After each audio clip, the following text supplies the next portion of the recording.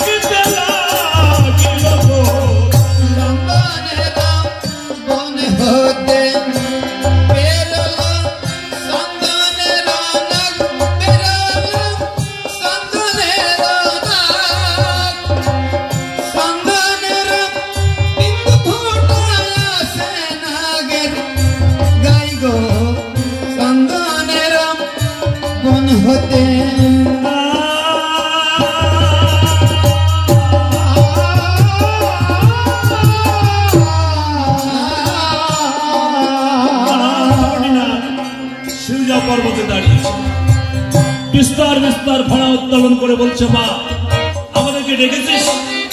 বলছে দেখ, সাদের পুত্র লক্ষ্মীদারকে বাসর ঘরে দংশন করতে হবে, তোদের মধ্যে কে যাবে?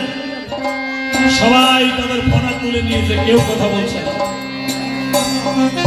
আর নয়ন জলে মনসা তখন হাসিতে লাগিল, বন হতে বেরোল চন্দনের নাগি, বেরোল চন্দনের নাগ, চন্দনের বিন্দু ফুটায় আসে নাগের গাই গো, চন্দনের বন হতে।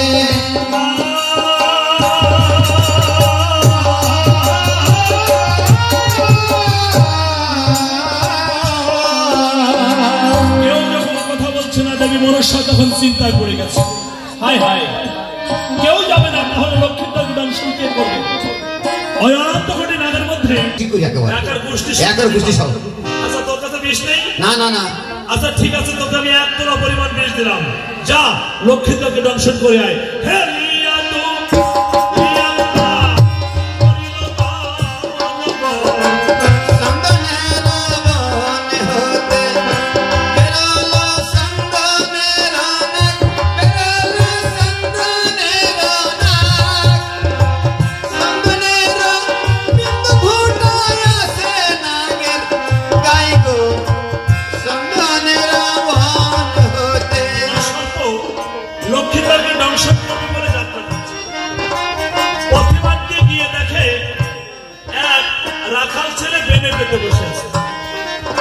বেনের মধ্যে কিন্তু টাকি মাছ বেঁধে গেছে। বুড়া সর্প কিন্তু টাকি মাছ খুব পছন্দ করে। চিন্তা করে চাষা আপন প্রাণ বাঁচা, আগে কিছু খেয়ে নিই তারপরে যাবো। উনি 20 কচু গাছের গোড়ায় 20 কিছু রেখে যখন ওই মাছ খেতে গেল, ওই 20 কচু গাছের গোড়ায় বিষ ছিল, দাইয়ে পিঁপড়ে বসা যারা যারা ছিল সবাই বিষ ভাগ করে খেয়ে ফেলেছে, বিষ আর নেই।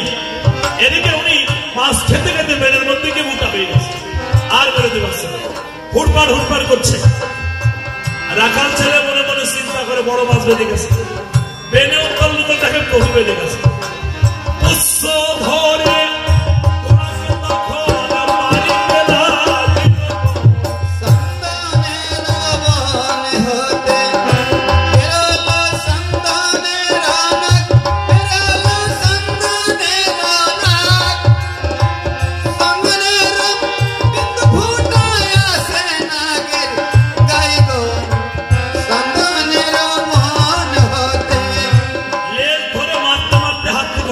ছুটে গেছে, এক দৌড়ে 20 কচু গাছের গোড়ায় গিয়ে দেখে বিষ আর নাই, অস্ত্র ছাড়া যুদ্ধ করা যায় না, এক দৌড়ে শিবটা পড়ল। ওমা এই কে রে তুই? সেই দৌড়া তোরা লক্ষ্মীটাকে দংশন করেছিস? ওরে সর্বনাশ, সেখানে আলো তালো তো অন্ধকার, ঢোকার মতো পরিবেশ ও নাই।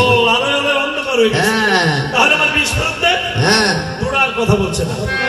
এখন ওর মধ্যে আর একটি সর্প ছিল, নাম ছিল মেটো, লাভ মেরে উঠেছে। তুই আমার কে রে? আমি মেটে। তুই কি পারবি লক্ষ্মীটাকে দংশন করতে? আমার হাফ কেজি বিষ দিলি পরে আমি লক্ষ্মী। ওরে বাবা, হাফ কেজি? অত বিষের প্রয়োজন নেই, আমি তোকে 1 তোলা পরিমাণ বিষ দিচ্ছি। তবে চললাম যা।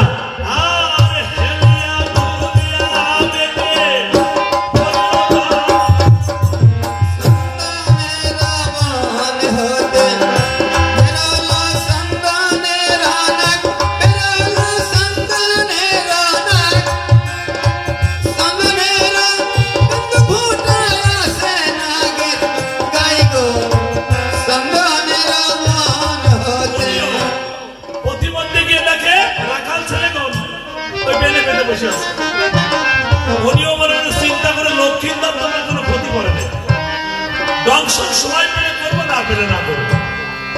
20 কচু গাছের গোড়ায় বিষ রেখে উনিও বেনের মধ্যে ঢুকে গেছে মাছ খেতে। এখন পুঁটি মাছ খেতে খেতে খেতে খেতে কুসাই আর মোটা হয়ে গেছে, আর বেরোতে পারছে না, হুড়পাড় হুড়পাড় করে। রাখাল ছেলে কোন বুঝতে পেরে বেনে উত্তর করে দেখে প্রভু বেঁধে গেছে, পুষ্প ধরে মারতে আরম্ভ করেছে। মার খেতে খেতে হঠাৎ করে ছুটে গেছে, এক দৌড়ে 20 কচু গাছের গোড়ায় গিয়ে দেখে বিষগুলো শোধন করে নিয়েছে অন্য অন্য প্রাণী, বিষ নেই। উনি কি করলো? এক দৌড়ে শিউজা পড়লো। এই কে রে তুই? আবার আমি সেই মেটে। মেটে?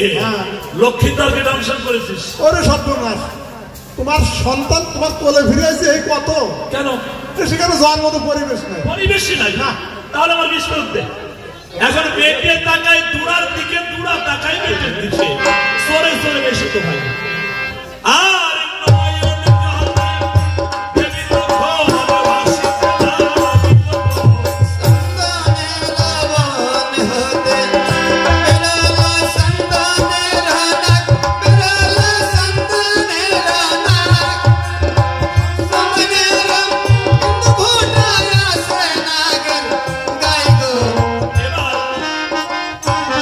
নেতাকে বলছো নেতা, এখন কি হবে? যুক্তিদাতা নেতা বলছে এই মেয়েকে দূরার কাজ না, কিন্তু এরা পারবে না লক্ষ্মীটাকে দংশন করতে। ভালো করে মনে করে দেয় অভিশাপটা কি কিভাবে করেছেন? মনসা মনে করে দেখলো অভিশাপ করেছি কাল নাগে দংশন করে। নেতা বলছে কাল না, এই কাল নাগ ছাড়া লক্ষ্মীদেরকে দংশন কিন্তু কেউ করতে পারবে না। মনসা বলছে কাল নাগ কোথায় থাকে? নেতা বলছে সাপের রানী হয়ে কাল নাগ কোথায় থাকে জানিস না, তাই তো? কালিদাস সাগর থাকে। মনসার একটা চর ছিল দামু নাগ, ওই দামুকে পাঠিয়েছে, দামু যা কাল নাগকে ডেকে নিয়ে। দামু নাগ দিয়ে কালী কালী বলে ডাক দিয়েছে। কালী নাগ বিস্তার ভরা উত্তোলন করে বলছে কে রে? আমার নাম ধরে ডাকে। দামু নাগ বানরের বসে কত কাপসার বলছে আমি। কেন? লক্ষ্মীদেরকে দংশন করতে যেতে হবে, এই মুহূর্তে মনসা তোমাকে স্মরণ করেছে। বলছে এই তুই যা, আমি আসছি। কালীনাগ তার বিস্তার দেহ দিয়ে শিউজা পর্বত দাঁড়িয়ে বলছে মা তুই ডেকেছিস? বলছে দেখ কালী, তোকে আমার একটা উপকার করতে হবে। কি? সাদের পুত্র লক্ষ্মীদেরকে বাসর ঘরে দংশন করতে হবে। বলে শ্রী শ্রী, আমি কালীনাগ, আমার একটা মান আছে, আমি সামান্য মানবকে দংশন করতে পারবো না, আমার নাম জানো। বড় কোনো কাজ থাকলে বল, এত ছোট কাজ আমি করতে পারবো না। এই বলে কালীনাগ চলে যাচ্ছে। মনসা নয়ন জল ছেড়ে দিয়ে বলছে ও কালো সাপিনী রে বাগা বাগিনী রে, ও তোর কাজল বড় নাকি? মামনসার দোহাই লাগে ফিরে দাঁড়া দেখি কালো সাপিনী রে।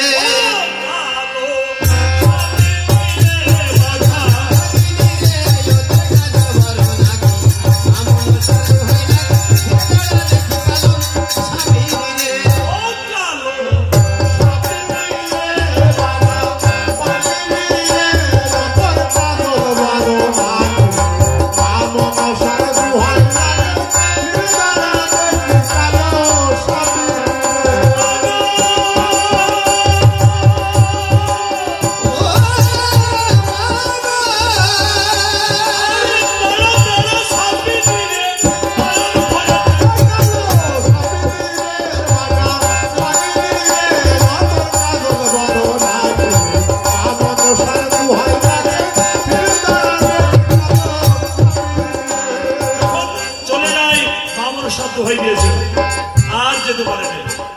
বলছে মা তুই বড় বিপদে ফেলে দিয়েছে, এবার আমি তোর কাছে এটাই বলি মা, আমি যাবো লক্ষ্মীটাকে দংশন করতে, কিন্তু তুই যদি নিজ হস্তে আমাকে সাজিয়ে দিস তবেই আমি যাবো, তা না হলে কিন্তু নয়। মনসা বলছে বিপদে যেহেতু পড়েছি, আজ কালিনে আমি তোকে নিজ হস্তে সাজাবো। আর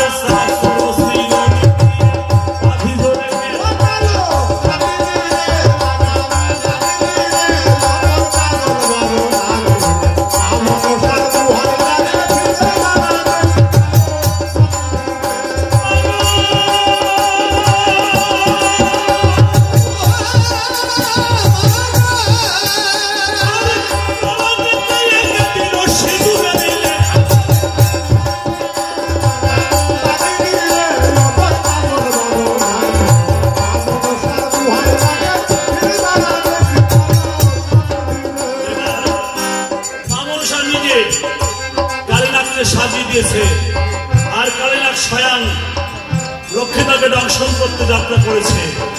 ধীরে ধীরে কালী নাগরে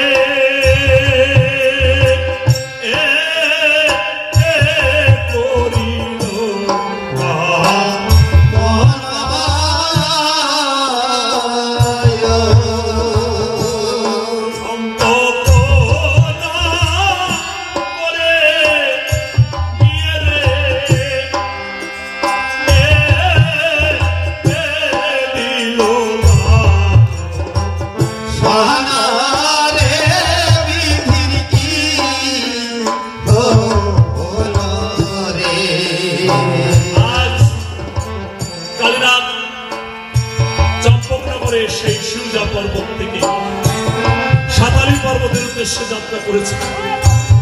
নাগের বললেন, ঢেকির মতো কালী নাগরে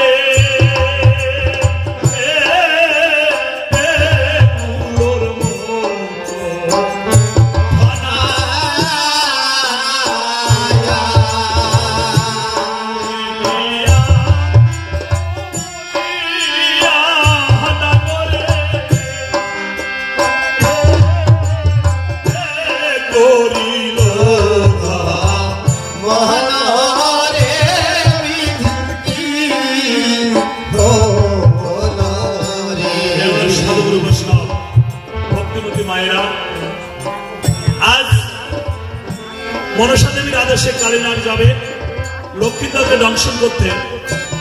আমার গুরুমশাই দীনবন্ধু সরকার কিভাবে কালীনাগ বাসন ঘরে প্রবেশ করবে, কিভাবে লক্ষ্মীদাকে দংশন করবে, বিস্তারিত আলোচনা আপনাদেরকে সুন্দরভাবে মীমাংসা দিবেন। আমি সুমন সরকার, উনি আমার গুরু। আজ দীর্ঘ 10 বছর ধরে এখানে মনসামঙ্গল কীর্তন চলছে। আজ এই বছর হয়ে গেলে 10 বছর পূর্ণ হল। দেবী মনসা এমন কৃপা, যেমন একদিন ছিল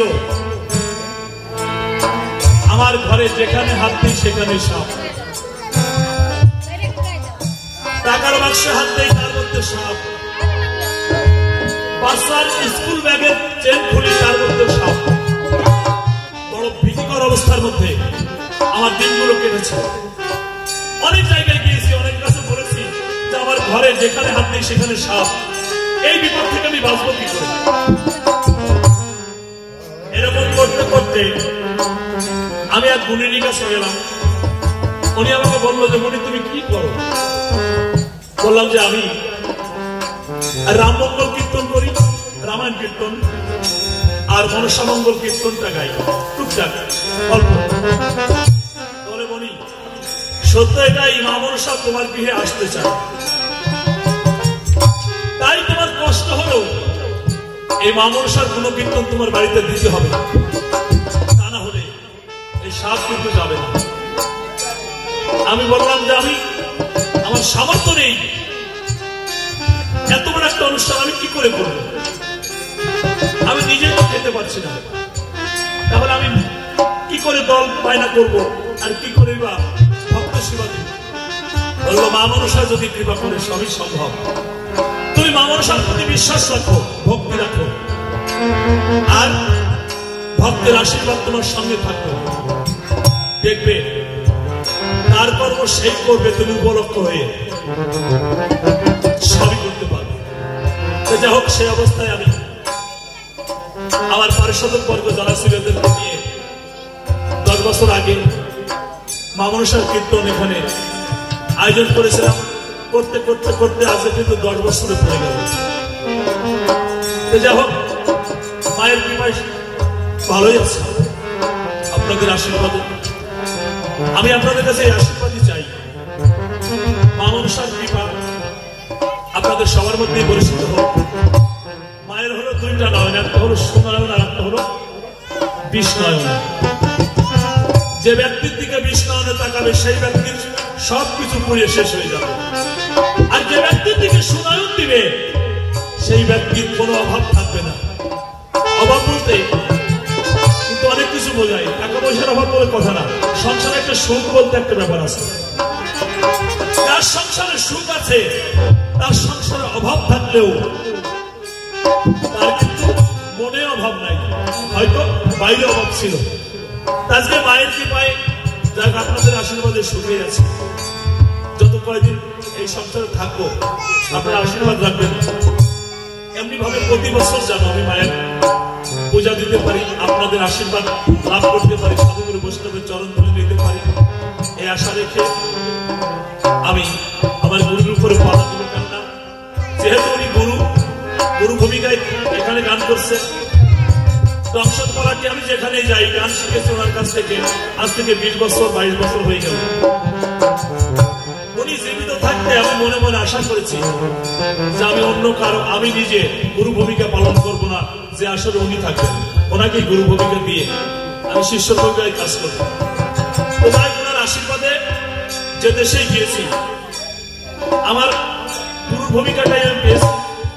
আসলে ভক্ত বলেছে না সুমন দা তুমি গুরুর ভূমিকায় কাজ করো আর বাকি সরকার শিষ্যর ভূমিকায় কাজ করবে। কিন্তু যেখানে আমার গুরুদেব যায় সেখানে আমি আগেই বলে দিই উনি আমার গুরু, ওনাকে ছাড়া আমি কিন্তু গুরুর ভূমিকায় যেতে পারবো না। ওনাকে গুরুর ভূমিকায় রেখে আমাকে শিষ্য ভূমিকা থেকে কাজ করতে হবে। এবারও বেলের সাল আমার সঙ্গে উনি গিয়েছিল, সেখানে ভক্ত বন্ধু আমাকে কিন্তু খুব ভালোবাসা, 10 বছর গান করছি একটা না। সেখানে সবাই গেলেই বলেছে দাদা আপনাকে কিন্তু গুরু ভূমিকায় থাকতে হবে। আমি বললাম না আমার গুরুদেব এসে গেছে, উনি এবার গুরুর ভূমিকায় থাকবে, আমি শিষ্যের ভূমিকায় থাকবো। যেহেতু এভাবেই চলছে, উনি যে কয়েক বছর বেঁচে থাকবে যদি আমার ডাকে উনি আসে তাহলে উনি থাকবে প্রতি বছরই, যে কয়েক বছর উনি বেঁচে থাকবে। যদি আসে তাহলে ওনাকে রাখবো আর ওনাকে গুরু ভূমিকায় রাখবো। কেননা পানির মান নষ্ট করতে নাই, পানির মান ক্ষুণ্ণ করলে নিজের মান থাকে না, এটা মনে রাখতে হয়। যেহেতু গুরুজন এই 3 দিন পাড়ার মধ্য দিয়ে ওনার মনে যদি কোনো আমি আঘাত দিয়ে থাকি, কোনো ব্যথা দিয়ে থাকি, গুরু কৃপা করে যেন আমাকে ক্ষমা করে দেন আর ওনার চরণে যেন আমার ঠাই দেন। আর আমার এই ক্ষুদ্র দল দুর্জয় সম্প্রদায় রামমঙ্গল কীর্তন নিয়ে আমি মনসামঙ্গল কীর্তন গাই, পালাবন্তী কীর্তন, পালা কীর্তন, গৌর কীর্তন, টুকটাক সব কীর্তনের মধ্যে আছি।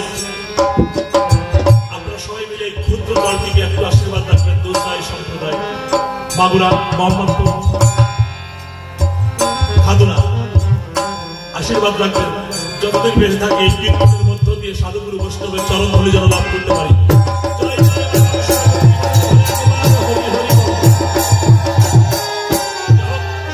আমি এখানেই পালা রাখবো।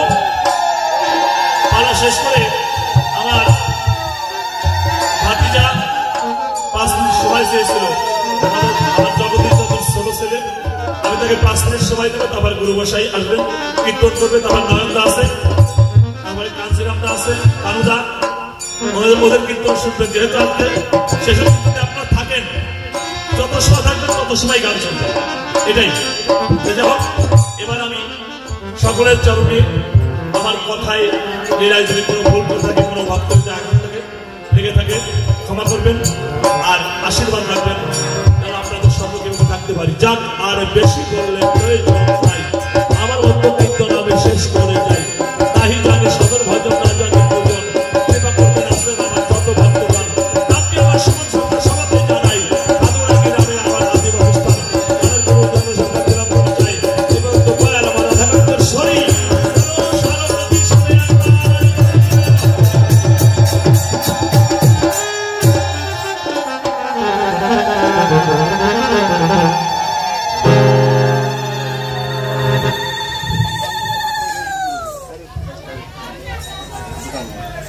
আমাদের এখানকার এই মেলায় যত দোকানদাররা এসেছেন সকলে মিলিত হয়ে আমাদের এই বেহুলা লক্ষ্মীদের বিবাহে 1350 টাকা সবাই মিলে 1315 টাকা সবাই মিলে দান করেছেন। মা মনসা যেন সবাইদেরকে ওনাদের আশীর্বাদ করেন বা মা মনসা ওনাদের সঙ্গে যেন থাকেন। সুধী সজ্জন সমবেত আমার পরমার্থ মাতৃমণ্ডলী, আপনাদের সকলের চরণে জানাই আমি বিনীত প্রণাম। শত জনমের শত ভাগ্য গুণে কেউ বাজায় বৃন্দাবনে, তাই